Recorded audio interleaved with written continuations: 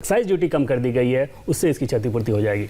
अच्छा, हमारे साथ विवेक बिंद्रा जी भी जुड़ गए हैं, फाउंडर एंड सीईओ बड़ा बिजनेस। बिंद्रा साहब, आपकी नजर में ये बजट कैसा है और इसका फोकस और थ्रस्ट कहां दिख रहा है आपको?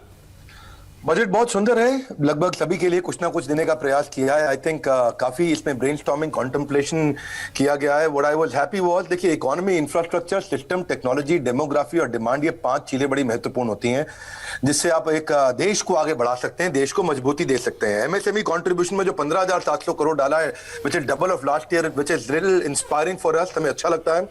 As a founder and CEO Bada business.com, मेरी जिम्मेदारी है, देश में हम लोग काम कर रहे हैं बिजनेसेस को बड़ा करने के लिए।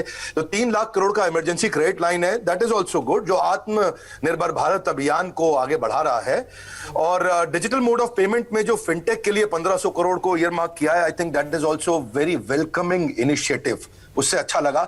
Startups in India are the MNCs of tomorrow, प्रधानमंत्री मोदी ने कहा था अभी कुछ दिन पहले अपनी स्पीच में। लेकिन अगर आप ध्यान से देखें पीछे, ईज ऑफ डूइंग बिजनेस में जो स्टार्टअप्स हैं, उसमें हम 136वीं पोजीशन से थोड़ा आगे आए हैं ईज ऑफ डूइंग बिजनेस में। देखिए, ईज ऑफ स्टार्टिंग बिजनेस आज तक टफ है।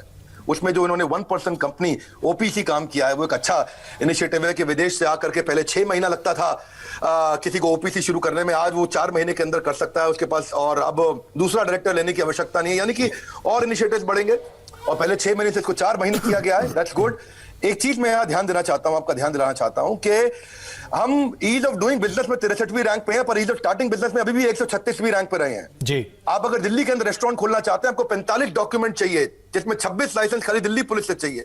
लेकिन अगर आपको बंदूक खरीदनी है तो केवल 19 डॉक्यूमेंट पे काम चल जाता है। तो यानी कि बंदूक खरीदना आसान है और बिजनेस चालू करना मुश्किल है। तो मैं थोड़ा कठोर तो बोल रहा हूं, पर एमएसएमई के लिए फॉर्मलाइजेशन जरूरी है। आज देखने में लगता है कि हमारे पास 6.5 करोड़ एमएसएमई है, लेकिन 6.5 करोड़ अनरजिस्टर्ड एमएसएमई भी हैं।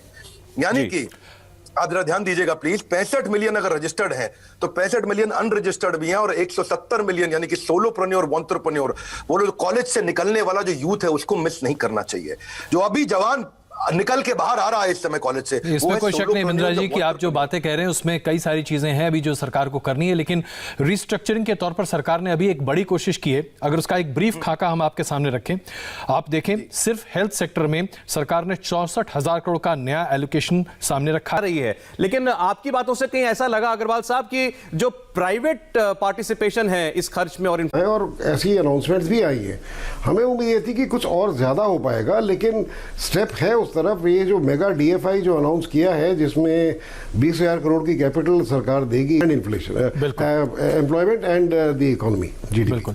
तो यहाँ पर हम एक छोटा सा ब्रेक ले रहे हैं, लेकिन बजट की तमाम जो बारीकियां हैं वो आपके सामने प्रस्तुत कर रहे हैं। इसके साथ साथ आपको ये भी बता दी कि सरकार ने जो पब्लिक सेक्टर बैंक हैं उसके एनपीएस के बारे में एक एसेट कंपनी बनाने की बात कही, जिसकी चर्चा हम पहले कर रहे थे बजट प्रस्तुत होने से पहले, और उसको साथ साथ 20,000 करोड़ का प्रावधान किया गया है पब्लिक सेक्टर बैंकों को रीडेट फाइनेंसिंग के लिए। ये अपने आप में बड़ी